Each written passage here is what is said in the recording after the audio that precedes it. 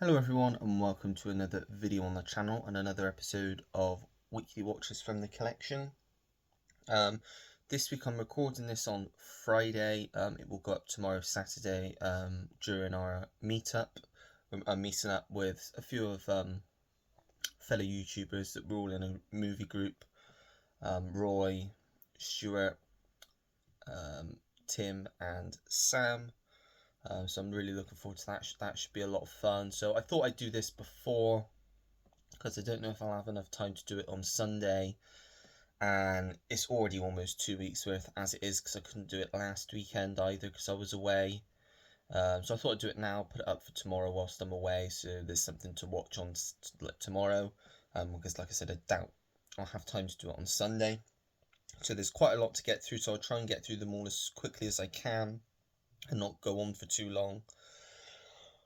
So yeah, first up we are starting with Moonlight, which was chosen 2 weeks ago now in the watch pile. Won Best Picture at the Oscars, and I'm trying to watch as many Best Picture winners as I can. There's still a few gaps from about the last 40 years, but I'm getting through them slowly but surely. And this one was a good story with some really good acting in it as well. You got Mahershala Ali, who won an Oscar for his role in this. You've got Naomi Harris, who plays the lead character's mum. You've got Trevante Rhodes, Andre Holland. So it's a good cast, and it's a decent film. I liked it. Best Picture winner worthy? I don't think so. I think it should have gone to La La Land that year personally. It's a good film. I respect the film for what it is. Would I watch it again? Yeah, probably would. Don't dislike it at all. Just think it's probably quite a bit overrated, tad overrated to me personally. But it's an interesting story with some interesting characters. Just not one that fully got me on a first watch. So yeah, that is Moonlight. And going from Moonlight, we go to Moonlight Mile. This is one of the DVDs that I've decased, hence it being here. I did put like a little note to remind myself that's what I watched next. Got great cast in this one. You got Dustin Hoffman, Jake Gyllenhaal, Susan Sarandon, and it's set in, I think it's the 70s. It's been a while since I've watched it now. I'm sure it's the 70s. And it follows a young boy whose fiance's just died. He's living with her parents, played by Dustin Hoffman and Susan Sarandon, and he's trying to figure out what he's going to do with the rest of his life now. It's kind of been sort of upturned because of his fiance dying, and it's like a piece of the 70s, I suppose. It's a picture of what the 70s looked like. This one family within the 70s, I believe it's based on, or loosely based on, a true story, I think. But yeah, really good film. I'll watch anything with both Jake Gyllenhaal, Dustin Hoffman. Susan Sarandon's great as well in most of the things she's in. And yeah, thoroughly enjoyed this one. Good drama, good soundtrack as well. And yeah, just a pleasant watch. Really enjoyed this one. Moonlight Mile, that one was. And then a rewatch up next. I watched this. I didn't watch the Blu-ray copy. I did stream this on Netflix over at my nan's, but because I've got the Blu-ray copy, I thought I'd still talk about it. It's from 2017 and it's going in style with the great Michael Caine, Morgan Freeman, and Alan Arkin. You've also got Christopher Lloyd in this. You've got Margaret, Joey King, Matt Dillon. So really good cast. Directed by Zach Braff as well, who did Garden State. I think, is it Wish You Were Here? Or Wish I Was Here, something like that. And A Good Person, which is a decent film. About three lifelong best friends who they basically are getting their pensions taken away from them during retirement, and it means that their house is basically going to be foreclosed on by the bank because of this. So they come up with a plan to rob the bank to get their life savings back, because they know it's the right thing to do. So it's a comedy caper, very funny, very easy watching. Obviously, having these three leads, they go off of each other really well. There's some really great scenes in this. Just a really pleasant watch, really easy watch. Got a lot of laughs in here. Got a lot of time for this film. Seen this film quite a few times now. Always puts you in a good mood. yeah, can't recommend this enough. Really great film, going in style. And then next up, another one that was a few weeks ago's watch pile selection, and that is Catherine Bigelow's fantastic film Detroit from 2017. And yeah, I really liked this one. Really interesting film. Hard to watch at times just because of the subject matter, but it makes you think afterwards. It's got some terrific performances. I mean, John Boyega. I think Will Poulter probably steals the show in this for me. You've got, who else was in this? John Krasinski's got a small role in this. Anthony Mackie. Yeah, really good film. All set basically around one evening in Detroit when there were these riots, and the police were, as you can probably imagine, they were towards everybody that time. Well, they still are now, aren't they? And it's kind of about an injustice that's done, and then towards the end of the film, them trying to put that injustice to the right. And yeah, one that I really, as I said, really found this really interesting. Enjoyed watching this one. I'm looking forward to seeing what our new film's like. I believe it's like a White House thriller going to Netflix later in the year. But yeah, this one was a really good watch, and I definitely recommend checking this one out if you've not seen it. That's Detroit. Next up, one that I finally got around to watching, was chosen in the watch pile months ago now, and because I wanted to rewatch the first one first, I held off on watching this. And it's Kill Bill Volume 2. I really didn't get on with this one. Even more hard to sit through than the first part for me. Just nothing in this works for me. It's definitely my least favourite Tarantino film, both of them put together. They just don't do anything for me. I don't find them interesting. I find them, especially this one, too long, too drawn out, really slow. Just a difficulty to get through. Don't find the story interesting, not a fan of the characters, just really doesn't do it for me. I know there are people out there that find these films to be their favourite Tarantino films. I respect that. Just for me, they just don't work. I will keep them in the collection because I always like to try and keep films that are considered to be really popular, really well received films to watch again 5-10 years down the line, just to see if my opinions change, because opinions are always changing the more you watch a film. And who knows, one day I may really like and respect this film, but at the moment just doesn't work for me. Not a fan of it. Kill Bill Volume 2. This next one I'm not going to go over too much because I have talked about this in length in my, not the last watch pile, the one before that I believe it was, and that's Dreamcatcher, which is a film directed and written by Lawrence Kasdan and based on a novel by Stephen King. Got a really good cast in this one. You've got Morgan Freeman, Thomas Jane, Jason Lee, Damian Lewis, Timothy Olyphant, Tom Sizemore and Donnie Wahlberg. But unfortunately, this isn't a very great film. Up to the book, it's pretty poor. It's okay. It's watchable. It will stay in my collection because it's a DVD. If this was on Blu-ray, I would consider not keeping this. But because it's a DVD, I can just decase it and put it in the case, and it's not really taking up any space. But yeah, decent performances in this. Just kind of the story built up to nothing. I don't think the characters were fully developed. Like I said, I've not read the whole book before, but what I've read of the book is far superior to what I saw told in this film. But it's okay, I'd say give it a go yourself and give it a watch if you've not read the book, because you might enjoy it more than I did. It just wasn't as good as I'd hoped it would be, because it's one that I was looking forward to watching for a while. And yeah, I'm not sure if I'd go back to this one again, but who knows, again, tastes change over time, and I could find myself drawn back to this one at some point in the future. That's Dreamcatcher. Next up, one of the highlights from the last 2 weeks of me, just an absolutely wonderful but heartbreaking film at the same time. And it's one of Roy's picks as well, which has surprised me, kind of blindsided me that Roy has this taste. I'm joking, Roy. You know I'm joking. It's the fantastic Oscar-winning film Life is Beautiful. Roberto Benigni stars, directs this film. he's just such a charismatic guy, full of energy, and it really helps bring this character to life. It's about a man, like I said, he's full of life. He it's just before the war breaks out. I think it's the Second World War. He falls in love with this girl who's a school teacher. He keeps bumping into her, and he's adamant that one day she will be his wife. And he's all sorts happen. That's probably, I'd say, about the first hour or so of the film, and then it fast forwards a few years later. War started. Jews are being discriminated against by the Nazis in full force, like the writing on the shops, all that stuff, which, if you know anything about history, was awful.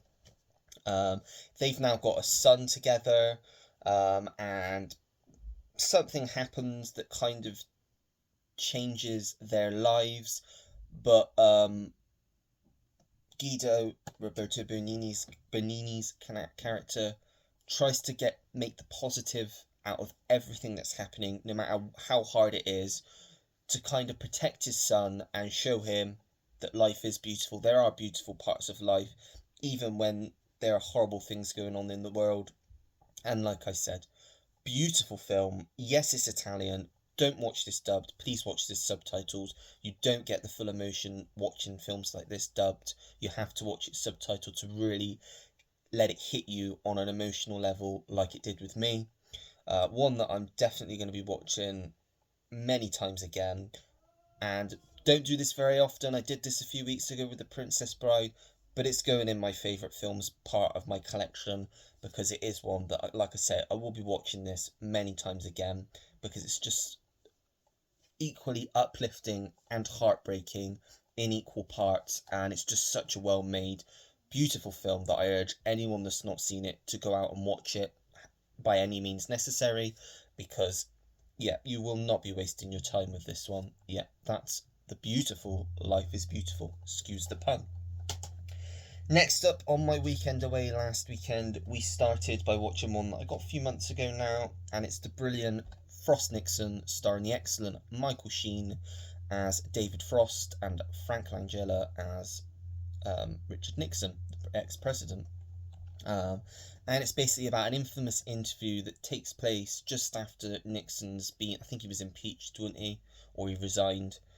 And it's an interview that basically brought Nixon down completely, done by like an English television personality back in the time by the name of David Frost, who I wasn't really familiar with, obviously because he's not of my time. Brilliant performances by both in this one. Really interesting story. It's a Ron Howard film. I am gonna have an unpopular opinion saying I really like Ron Howard. A lot of people don't get on with a lot of his films, but he's done more films that I've enjoyed than not enjoyed. I mean, whether it's this, you've got Apollo 13, A Beautiful Mind, Parenthood, Night Shift, which was his first film, I think. Excuse me. Backdraft, excellent film. The Paper's a really good one. What was that other one he did? Oh, it's gone out of my head. I mean, newer ones. I liked Hillbilly Elegy. Not everyone got on with that. 13 Lives I thought was really good as well. He has done more, but they have gone out of my head. But yeah, overall, he's a director I really respect. I like most of the stuff he's done. Always look forward to when he's got a new film out. And I recommend checking this one out if you're into like historical films centered around a certain period of time, an event that happens. And I like this era of time when films focus on that, like the 60s, 70s. Find that period of history really interesting. So yeah, I found this one really interesting, and it's one that I'll definitely be holding on to and watching again in the future. That's Frost Nixon.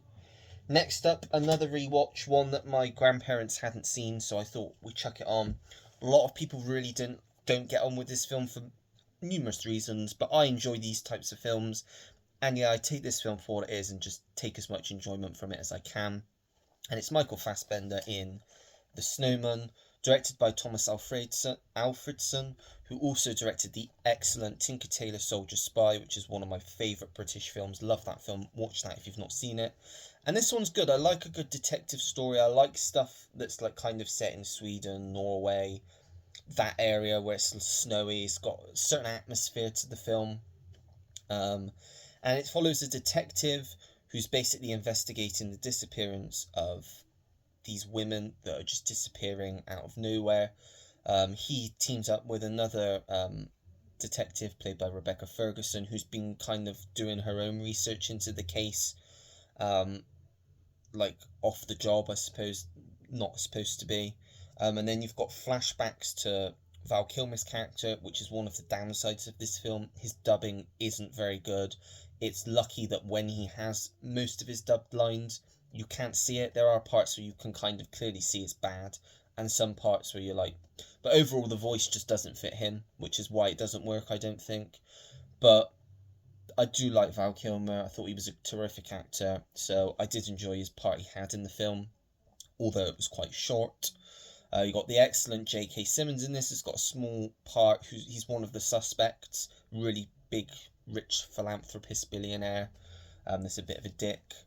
But yeah, I enjoy this. Like I said, I take it for what it is and take as much enjoyment from it as I can. I love these sorts of films, and yeah, anything like murder mystery sort of thing, thriller, is right up my street, and it was good to give this one a watch again. So yeah, that's The Snowman. Next up, my granddad loves these sorts of films, and he's like me, is a big fan of Liam Neeson, so we decided to put this one on. It's Rob Roy, also starring Jessica Lange, John Hurt, Tim Roth, Eric Stoltz, Brian Cox. Really good film, directed by Michael Caton-Jones, who also directed another film I watched later on in the week. But yeah, all about Rob Roy, who was a Scottish, I don't want to say warrior, because he like headed up a village. He was like the leader of this village back in the, I don't know when it would have been, a long time ago, hundreds of years ago, I would say now. And it's basically when the rich it was the rich and it was the poor, and that was it. So he goes to the help of one of these big rich landowners, the Marquis of Montrose, played by John Hurt, asks him if he could lend him some money to help his clan survive his village, basically, which he agrees to. Something happens. Tim Roth, who's a weasel in this, his character kind of overhears that he's given money away and takes advantage of that. Something happens, and it kicks off from there. I won't go any further into that. If you like your historical films, like it's very, although I've not seen it yet, Braveheart, I'm assuming it's quite similar sort of story to that. Liam Neeson's really good in this. Tim Roth, excellent, even though he's obviously playing a horrible character in this. I think he was nominated for an Oscar, perhaps. I think he was nominated for an Oscar, yeah, Best Supporting Actor, I believe. And he won a BAFTA, I think, for his role in this. But yeah, really good historical film set in Scotland, in the Highlands, a few hundred years ago. If you're into those sorts of films, if you like Liam Neeson, this is one of the best films of its kind that I can recall seeing. I am interested in watching Braveheart, though. But yeah, recommend giving this one a go, because it's one that I personally really enjoyed. That is Rob Roy. And then on Easter Sunday, I'd never seen this before, but it was chosen in the watch pile last week, I think, or the week before. And I thought, couldn't be a more perfect day to watch this than Easter Sunday. And that is Irving Berlin's Easter Parade, starring the excellent and beautiful Judy Garland, and yeah, excellent Fred Astaire as well. All about they're basically two dancers. He leads the parade usually every year on Easter, but his partner decides she doesn't want to do it with him anymore. She wants to go somewhere else and do her own thing. So he has to go and look for a new partner, and he finds it in the form of Judy Garland's character. Obviously, they fall in love over the course of the film. There's lots of musical scenes in this, what you would expect from a film like this. And it's just generally a really uplifting film. Some great dance numbers. Yeah, if you like your old 40s, 50s, like Singing in the Rain type of film, give this one a go. Won't be disappointed. It's a really lovely watch, just a really nice watch. Perfect watch for Easter Sunday, as I said. And yeah, just give it a go if you've not seen it, because you've got nothing to lose. It's only 103 minutes as well, so it's not too long. But yeah, one that I personally really enjoyed. That is Easter Parade. And then next up that evening, another rewatch, one that my granddad hadn't seen. He's not a huge fan of this actor, but I do like this actor, and this is one of the films that I really like. It's a great disaster film. I really enjoy it. It's Sylvester Stallone in Daylight. 96 this came out. Basically, the tunnel under the Hudson River in New York gets caved in. Something happens, there's an accident, toxic waste spills, and there's explosions, and they're caved in. A certain group of survivors inside. Sylvester Stallone's an ex paramedic, medical services chief. He takes it upon himself to go in and help let these people that are still alive out, and get to see daylight again. And it's your typical disaster film. There's all sorts of stuff going on. The tunnel starts to flood.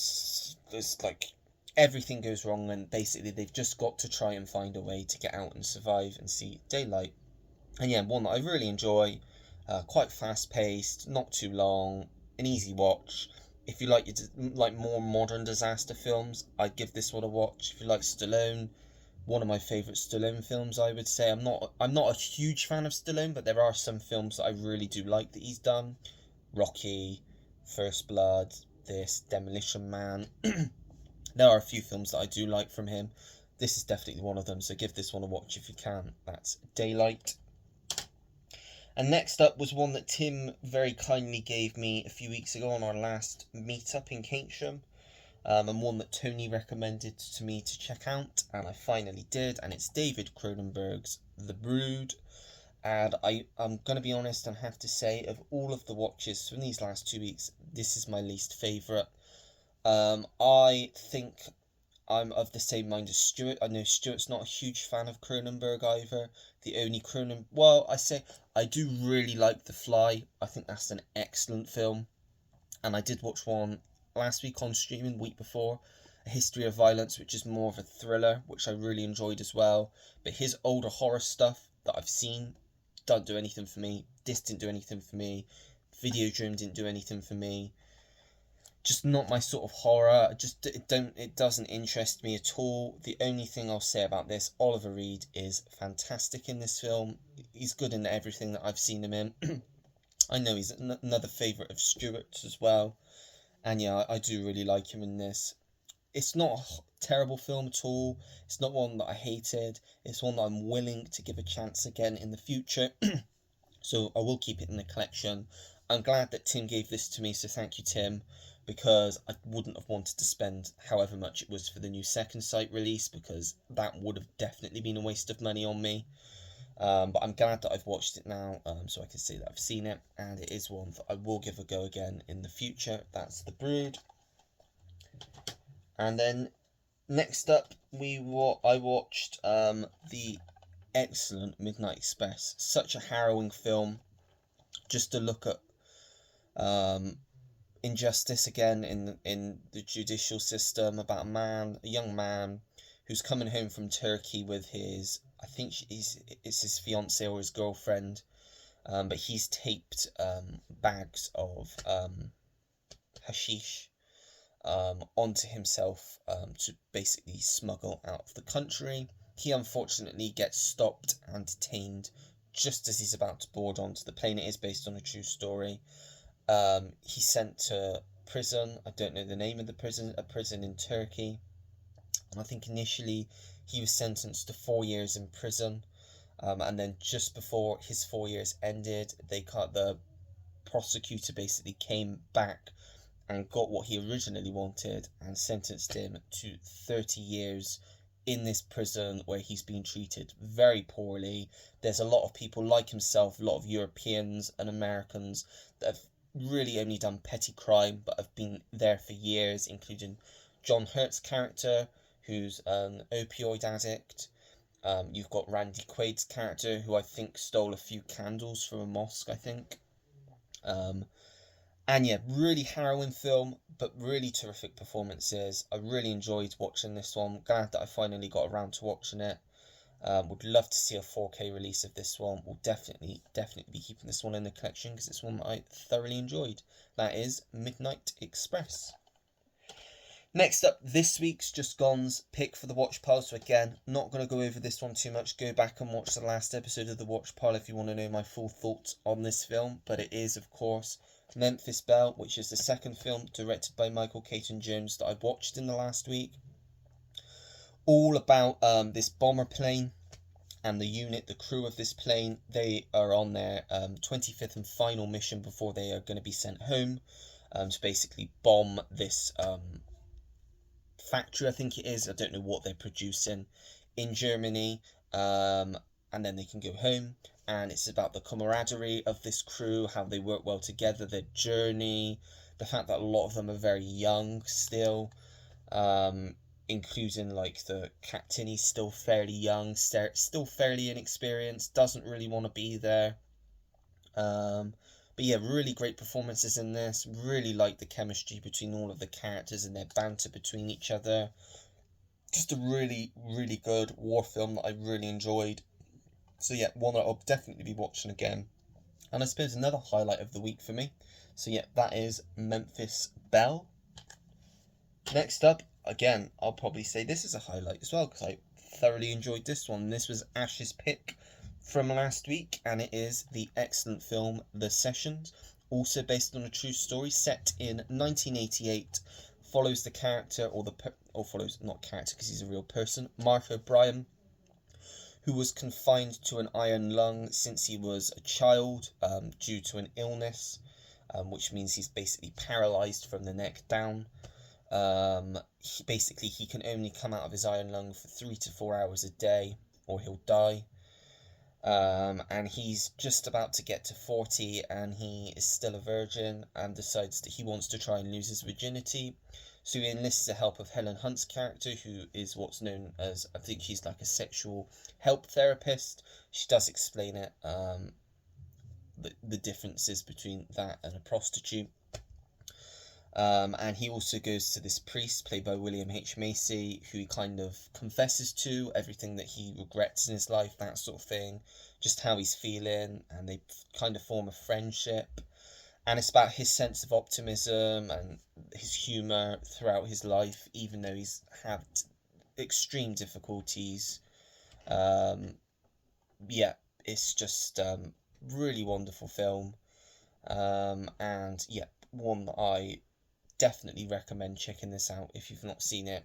Puts you in a good mood, really funny. Love it when these sorts of small indie dramas come out. Yeah, really good one, that one. The Sessions. 3 to go, we're nearly there. Next up we have, I can't remember, I think Paul might have chosen this one from last week. It is Air America, starring Mel Gibson and Robert Downey Jr. This one was okay, it's one that I'll watch again, but didn't love it. Thought it was good for what it was. Set in the 60s in, where is it? Laos. About these pilots that basically secretly work for the CIA, but on the side, Mel Gibson's character is also smuggling guns and drugs and whatever he can to make money, basically, for his family. He's got a wife and daughter. And Robert Downey Jr. is his new partner. This is when there's a lot of problems starting to surface during the Vietnam War in Laos. It's a comedy in parts, but it's also looking at how it was back then, how the country, the state the country was in, and especially when Americans went over there to kind of try and help with the war. And yeah, it was a good film, like I said.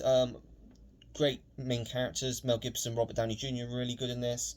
Very funny in parts, and one that I did enjoy. Burt Kwok still to show in this as the general. I don't remember the general's name, but it's based on the real general that was in that time. I think they just changed his character's name. But yeah, enjoyed this one, and we'll give it a watch again. That is Air America. Next up, I watched Russell Crowe in Master and Commander: The Far Side of the Road, which was Ellery's pick last week. and I'm going to be, hands up, be fully honest, I wasn't paying attention much during this. I don't know why. I can't say disliked it, because I didn't. What I watched of it, I did enjoy, but I was in and out quite a bit during the film, so I think I do need to give it a watch again at some point. But like I said, what I saw of it, really good, my type of film. Love, like, the next one I watched set during the same time, really. This is on a boat, or ship rather, not a boat, like a warship. And it's about them they're on a mission, basically, and they're being flanked by a French ship, and they've got to try and escape this ship, basically, from what I saw of it. You got, as obviously, Russell Crowe's the captain, you've got Paul Bettany's the ship's doctor, and there's a lot of other faces that you'll probably know that pop up throughout the film as crew members on the ship. And yeah, good film. The battle sequences were really good. The sound's really good on this film. The picture was good. And yeah, like I said, I can't really talk too much about the story because I was in and out of it. But like I said, what I did see of this film, really enjoyed. So we'll be going back to this one again to give it a fair rewatch. That's Master and Commander, The Far Side of the World. And last, but by no means least, we have another highlight. And Stuart, you'll be very pleased. You'll know by now, because when this goes up, I'll probably have told you my thoughts on this film. But yeah, I absolutely adored this film. It's the 70s version of The Count of Monte Cristo, starring Richard Chamberlain.